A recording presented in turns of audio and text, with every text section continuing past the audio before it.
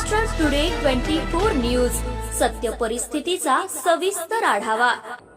स्वराज्य संस्था, महानगरपालिका, नगरपालिका रणधुमाळी।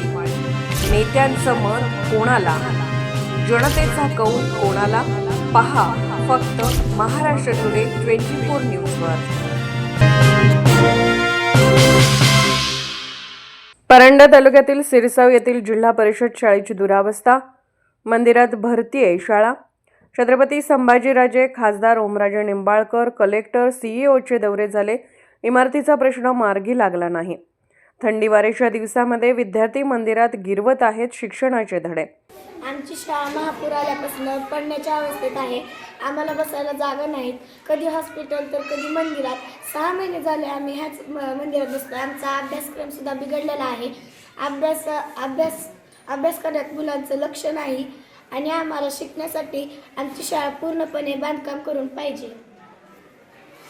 परिषद प्राथमिक शाळेची अतिशय दुरावस्था झालेली आहे। पुरामुळं शाळा मोडकळीस आलेली आहे, पडण्याच्या कंडिशनमध्ये आहे। मुलं अक्षरशः झाडाखाली आणि मंदिरामध्ये बसून त्यांची शाळा सध्या सुरू आहे। या ठिकाणी त्यांच्या जीवाला धोका आहे, तरी प्रशासनाने त्वरित लक्ष देऊन बांधकाम करून द्यावे व विद्यार्थ्यांची सोय करावी। गावातील शाळेची इमारत जीर्ण झाल्याने शाळा समाज मंदिरात भरवली जात आहे।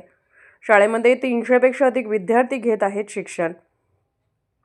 परंडा तालुक्यातील सिरसाव येथील जिल्हा परिषद शाळेची एवढी दुरावस्था झाली आहे की या शाळेच्या इमारतीची पाहणी करण्यासाठी विरोधी पक्षनेते अंबादास दानवे, खासदार ओमराजे निंबाळकर, छत्रपती संभाजीराजे, आमदार कैलास पाटील, माजी आमदार राहुल मोटे यांनी पाहणी करूनही इमारतीचा प्रश्न जैसे ते शेवटी लाल फितीच्या कारभाराला वैतागून विद्यार्थी शाळेची साथ सोडण्याच्या मार्गावर दिसून येत आहे। सिरसाव इथे 1ली ते 4थी हे शाळेची इमारत ढासळलेली आहे। तरीही 6 महिन्यापासून ढासळलेली आहे। पण मुलांची इतकी गैरसोय होती की जिथं रिकामी जागा झाडाखाली किंवा मंदिरात अशा ठिकाणी शाळा भरलेली जातात।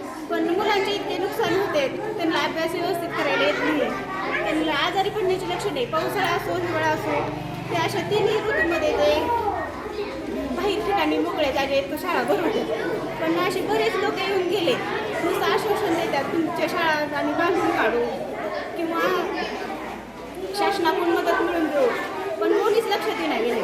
पण इतकं मुलांची गैरसोय व्हायला लागली की त्यांच्या तक्रारी यायला लागल्यात आईंच्या की त्यांना ॲलर्जी होती, थंडी, ताप। मग आपण आजारी पडण्यासाठी तर आपण घरापासूनच लागतो, शाळेत जर आजारी पडायला लागले तर त्याच्यावर काय करायचं? साव तालुका परंडा, जिल्हा धाराशिव। आमच्या गावामध्ये जिल्हा परिषद प्राथमिक शाळा, परिषद शाळा पण जे प्रशाला पण असं 1 वर्ष झालं आम्ही या गोष्टीचा पुरावा करतो की मुलींसाठी किंवा ह्यांच्यासाठी मुलांसाठी शाळा तर व्यवस्थित नाहीत, मुलींची पण बरीच गैरसोय होते आणि खालच्या शाळेत तर मुलांना बसायलाच नाही।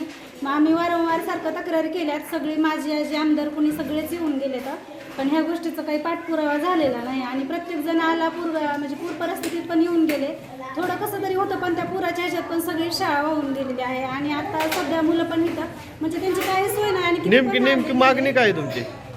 त्या शाळेला म्हणजे येऊन आश्वासनं देऊन जातात की आम्ही तुमचं 6 महिन्यात करून देऊ म्हणून, पण आणखीन काही त्याचं पाऊल उचललेलं नाही।